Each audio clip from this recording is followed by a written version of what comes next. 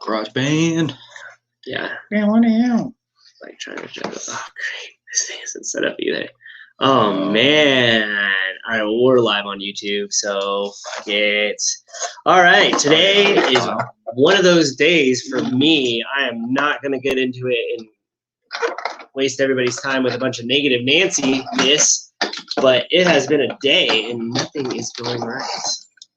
Including our mic setup. Coffee. Getting me through this. Yeah, just instantly go into gratitude. Let's. Somebody told me one time I'm maybe a little too positive, but who is that? I don't want to name names, but I'm a optimist. No, not an optimist. What's a realist? A realist? That's the middle ground, right? Yeah, I mean, I would say pessimist, realist. Yeah. But I also don't mind being positive because, looking at too many hard things at one point, it can be a little detrimental. You could use it for some fire, but I don't know.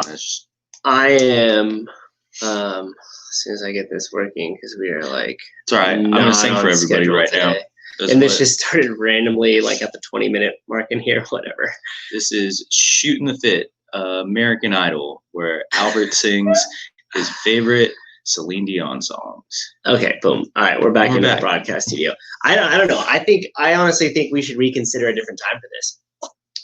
I think if we did it at a time that was more viewer friendly, I really do think we would actually get some more people that watched it. Sure, let's have like a 6:30. 7:30 p.m. podcast. No, I honestly think we could go one of two ways with it. You could go earlier in the morning at like 8, or we go like mid-afternoon at people's lunch break. I got an idea. Like, can you make a tagline that said, "What time should we do our podcast?" Yeah, for the one person that's listening right now that never really seems to speak up, and we're not sure if you're an actual human being. Are you liking this video? Yeah, I could post a comment. Oh, okay.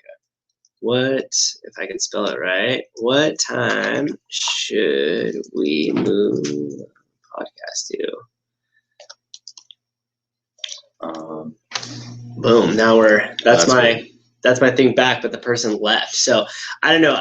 So for instance, when we came on at what time was it? Like 2:00? Yes. When we did that Mat Fraser, we had 4 people on there. That was 4 more people than we've had. Okay. Almost every one. So I'm afternoon lunch break podcast. Yeah, because it's not the headline, because our Jay-Z Beyonce that one got way more people to click on it.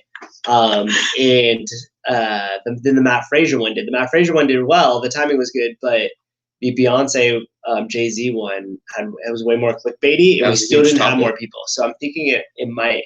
Maybe a better time would be appropriate. Plus, a lot of people really wanted to know what happened to Mat Fraser, and you heard it here first on Shooting the Fit.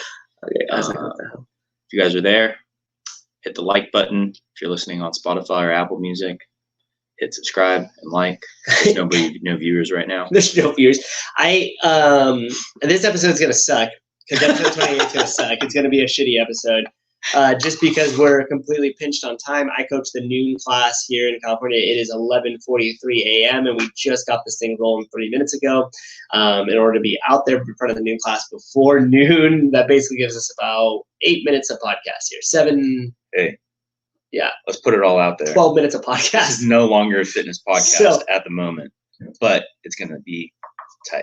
But I think we could, let's go back to the conversation you were talking about. So we were discussing Mat Fraser, him releasing his programming, and obviously he has to make some sort of income. He has to follow something else afterwards. Yes. You're actually was more familiar with that. What was the name of his the training program that he's with now? So Mat Fraser and is working with Steffi Cohen and Hayden Bowe. They're the owners of Hybrid Performance Method. That's a gym in they have a gym in Miami, Florida. And they're both power lifters, and they were weightlifters earlier in their career. Hayden's from Canada. Oh, okay. Is Steffi Cohen from Canada too? Steffi Cohen's from Colombia. I'm pretty sure she came here for school. Okay.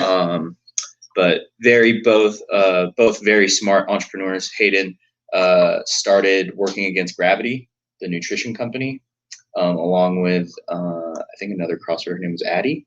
Yes. 80. Isn't that the one from WAG?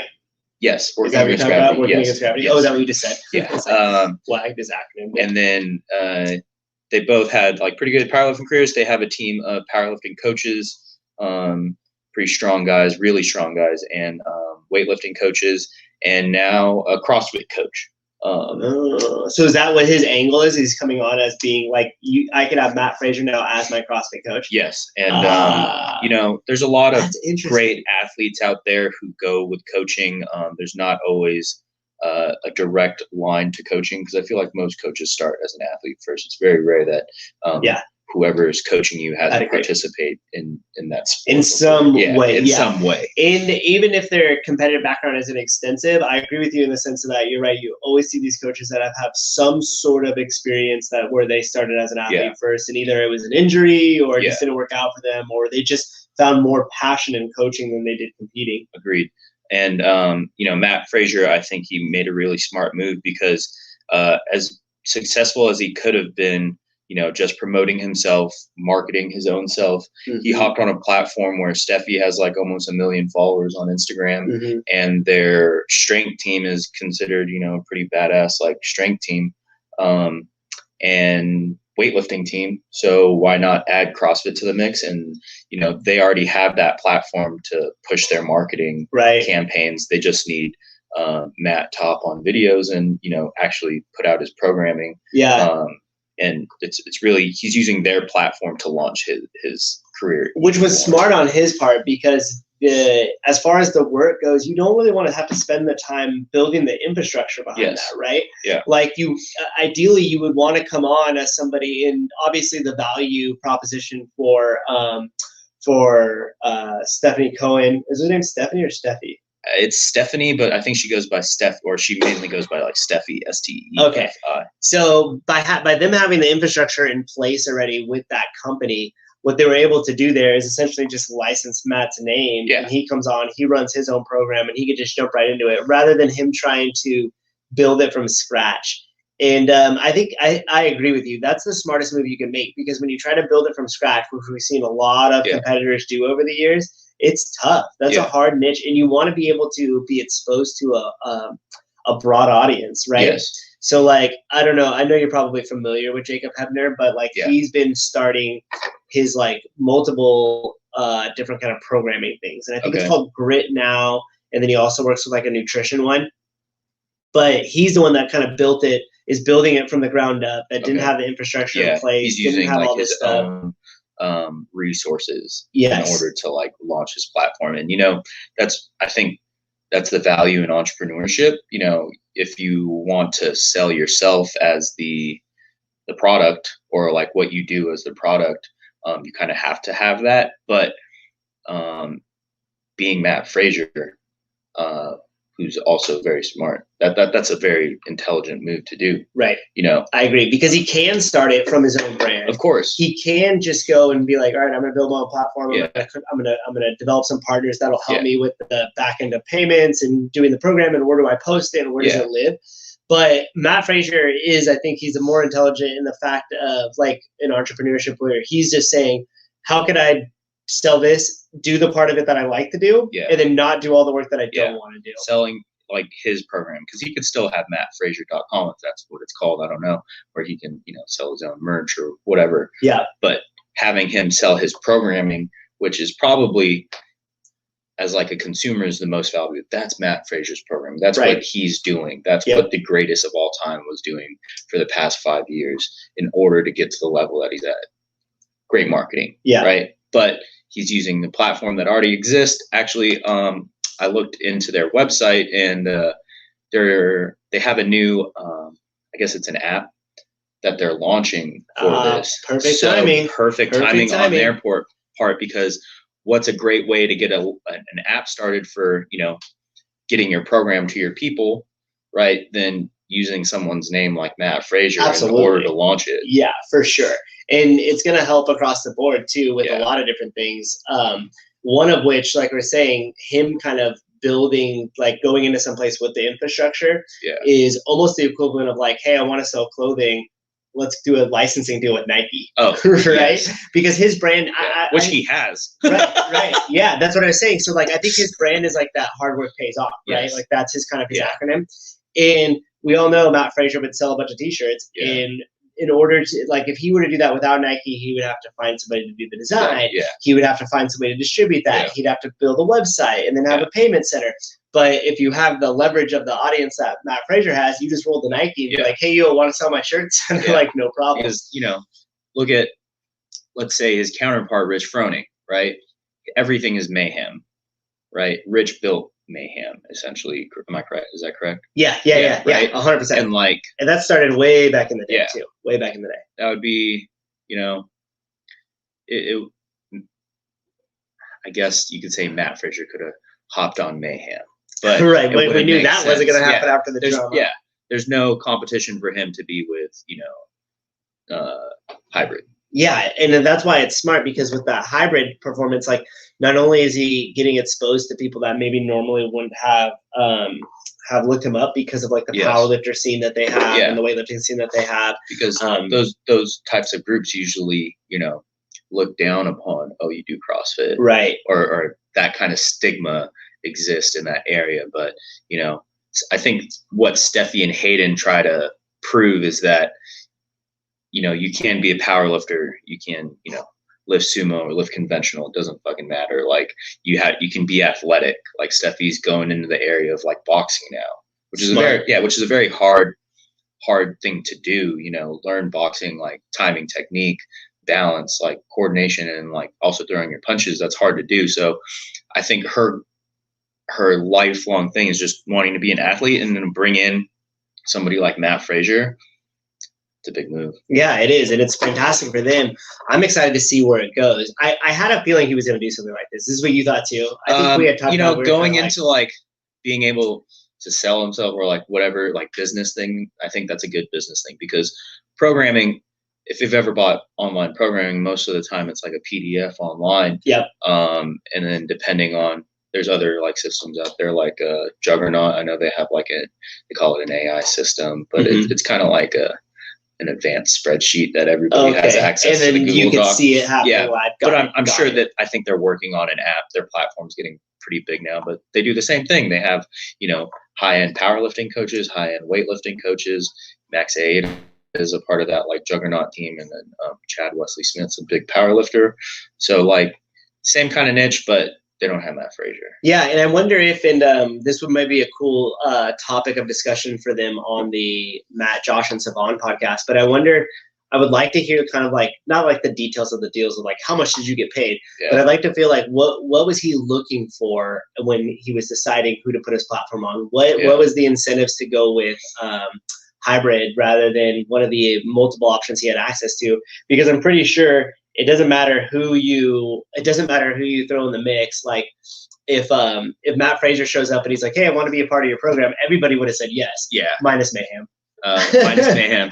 But I mean, it would be curious to hear like what was some of Matt's like, how does he look at the business opportunity there? Did he want a complete hands-off approach? Yeah. Did he want to be more involved? Is he just kind of leveraging their brand? I wonder how long this is in for. Did he plug in any duration? That's good. How is I wonder how is it called hybrid? Hybrid. It's just called hybrid athletics or performance method. Yeah, so I wonder how hybrid performance method is also protecting themselves a little bit, because when you have somebody with like a big name like Mat Fraser come into your program, ideally he'd come in, do a bunch of value, and then say, hey, I'm going to split and take off, and then take some of the people with him. Yeah, probably some kind of contract that they have, like a couple of years, maybe 3. So that's what I'm wondering. That'd be cool to hear from Matt. Like, what was he thinking about going into it? What was some of the things that he was looking out for? What was he being aware of? What was attractive to him? And what are some potential pitfalls that he's kind of keeping his eye on, but still kind of going through with it? Got an idea. What's that? I'll sign up for the programming that's released in April, right? And along with the 3 Zoom calls, we could just ask him business questions. I wonder if it says that. So, Matt, is there anything against us signing up for the programming, using our Zoom calls as a podcast? I gotta do this now before all the Zoom calls get called up, and then we Zoom in Savon at the same time, so we just lock him in And then there'll be 4 of us. It'll Yeah. just be me, you, Mat Fraser, and Savon. That's like, I'm not doing any podcasts, and then we just get the FaceTime, and then we just convert it into a podcast. Hey, Matt, it's really nice to meet you on our first Zoom call. I don't have any questions about my technique. I haven't even started your program. I haven't opened a PDF But I yet. have Savon on the other line. That would be pretty funny. He's like, so what questions do you have about the workouts or the lifts? Like, what was the contract like when you went into this licensing agreement? Yeah, what are these percentages? How long are you locked in for? Have you watched the podcast with he went on a podcast with them. Yes, he did do that. Did you watch it? I haven't watched it. No, I have not. I haven't watched it. I'm sorry. Maybe we'll watch it. I don't tune into a lot of Mat Fraser content. I just haven't. They're literally like, all your guys' questions are answered if you decide to take one moment to look at the content. And we're like, oh yeah, probably should have done that. Same repetitive interview questions over and over again. That's right. When'd you get started? How much do you lift? Yeah, it was a cold day in January. We won't go from there. All right. Well, unfortunately, we got to wrap this one. It was a short one, but that's okay. So we may be considering switching the time. This time works well for us, but we also wanted to possibly find a time that more people would tune in on. Yeah. But a lot of people listen to it after the fact. I know that because we keep them going and people are still downloading it. There. Yeah. So anyhow, thanks for bearing with us. This is a short episode. Maybe we can come back during the week and get a second one in, like a Friday. Just mix it up, see what your schedule's like. See what my schedule's like, and we'll rock out another one. Yeah, we're good at this. Anything on the last anything on the last word that you want to go? I don't know. No, it got thrown off today. Drink more water. Yeah, it did get thrown off today. Today we kind of it was just one of those days. It was just a domino effect. I was behind on everything. No. I started a new job, I guess you would say, with the Hayward Fire Department, that we could talk about that. Congratulations. A little bit next time. Thank you. Shout out to Hayward Fire Department. Thank you for everything that you do, and all the fire departments and public servants out there. Perfect. See, you didn't think there's going to be a last word, but we still got it in, baby. That kind of just. You still got it in. Yeah. All right, we'll do a little shout out. I don't think we've done the Columbus, Ohio yet. Shout out to Columbus, Ohio. Hey, maybe the nice people from Rogue have heard us and we they're tried listening to the podcast. We tagged them. So they know it. If you are in Columbus, Ohio, make sure you tag Rogue, please. We're trying to get them on the podcast. Exclusively on ours. All right, guys. Well, thanks for listening to us. We had a great time as always. We'll catch you guys on the next one. Peace. End it out.